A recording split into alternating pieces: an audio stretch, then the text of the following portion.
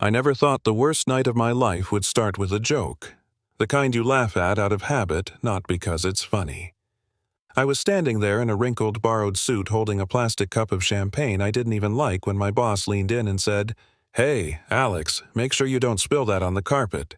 This place costs more than you." People laughed. I laughed too. Of course I did. That's what you do when you're the guy everyone underestimates. You smile, you nod, you swallow it, and you tell yourself it's just words. But that night, something inside me finally snapped. See, for most of my life, I was the invisible guy. The one people talked over, talked down to, or talked about like I wasn't in the room. I grew up in a small town where expectations were handed out early and mine were set pretty low. Son of a mechanic, dropped out of college after 1 year because my mom got sick, bounced between jobs that never quite paid enough. Warehouse shifts, night security delivery driving. I wasn't lazy, I was tired. And tired people get mistaken for people without ambition all the time. You know what I mean? When I finally landed a job at Calder & Rowe Consulting, it felt like I'd cracked the code. Downtown office glass walls. People using words like synergy without irony. I wasn't a consultant, I was operations support, which is a polite way of saying I did everything nobody else wanted to do. Setting up conference rooms, fixing printers, running last-minute documents across town. And every day, I told myself, this is temporary. Just keep your head down. Learn. Watch. Wait. My main problem had a name. Trevor Lang. Senior consultant. Ivy League smile. The kind of guy who called everyone buddy while stepping on their necks. From day one, he made it clear I was beneath him. Comments disguised as jokes. Tasks dumped on me 5 minutes before deadlines. Once in front of a client, he said, "Alex handles the logistics. He's great with simple stuff." Simple. Like I was a kid being praised for tying his shoes. I tried to ignore it. I really did. But when someone keeps poking the same bruise, eventually you flinch. Still, I stayed. Because I needed the job. Because my rent didn't care about my pride. Because my mom's medical bills didn't pause for self-respect.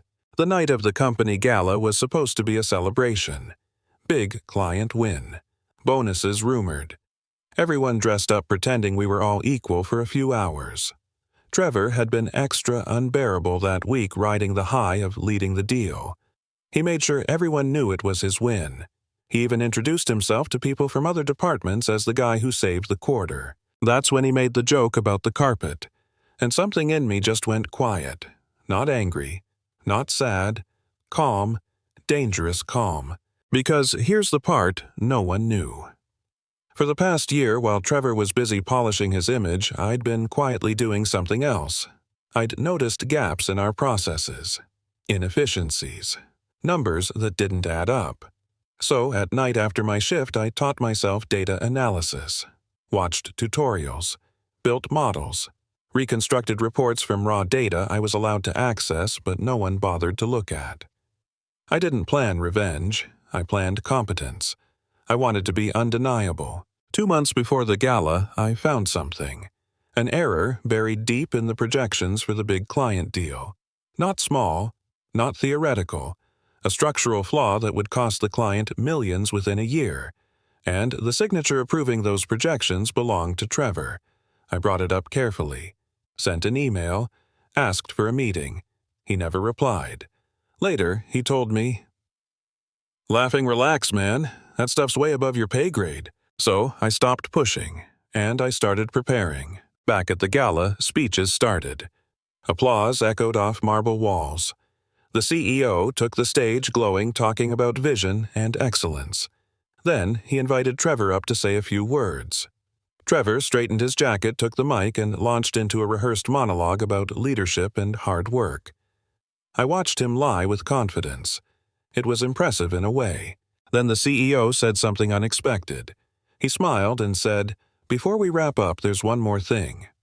Our risk review team flagged a concern this afternoon, and one of our operations staff brought it to our attention.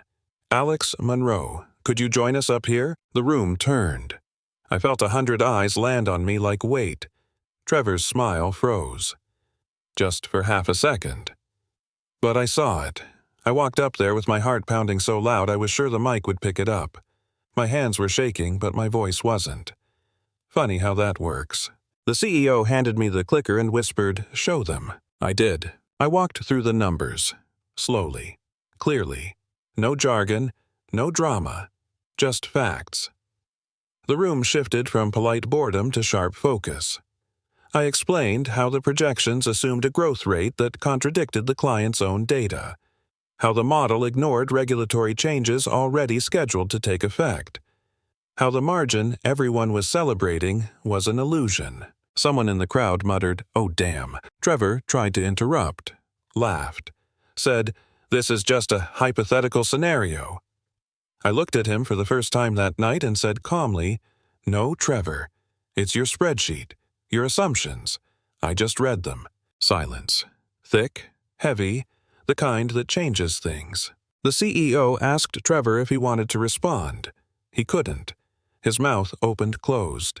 He looked small, human, the way he'd made me feel for years. After the gala, things moved fast. The client was notified. The deal was paused, then restructured. Loss avoided. Internally, there was an investigation. Turns out the error wasn't the only one. Patterns emerged. Corners cut. Warnings ignored. Trevor resigned before he could be fired. Sent a company-wide email about pursuing other opportunities. Nobody replied.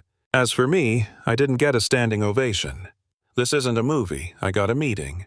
Then another. Then an offer. Analyst position. Real salary. Real seat at the table. People started asking my opinion. Saying my name correctly. Funny how respect shows up once you're useful. But here's the part that still messes with me. A week later, Trevor emailed me. Short. No apology. Just one line. "You could have warned me." I stared at that message for a long time, then I deleted it. Because I had warned him. More than once, he just couldn't hear someone he didn't respect. I still work at Calder and Rowe. Different role. Same building. Sometimes I walk past the spot where he used to stand holding court making jokes at other people's expense. And I wonder how many talented people get overlooked because they don't look the part, or sound the part, or come from the right place. How many Alexis are out there being told to keep their heads down, not realizing their silence is what keeps the system comfortable. I didn't win because I embarrassed someone. I won because I refused to stay small, because I prepared instead of plotting. Because when the moment came, I was ready to speak clearly and let the truth do the damage. So let me ask you something. If you were in Trevor's position, would you call that justice or betrayal? And if you were in mine, would you have stayed quiet? Or stepped forward and risked everything? Drop your thoughts in the comments. I want to know where you stand.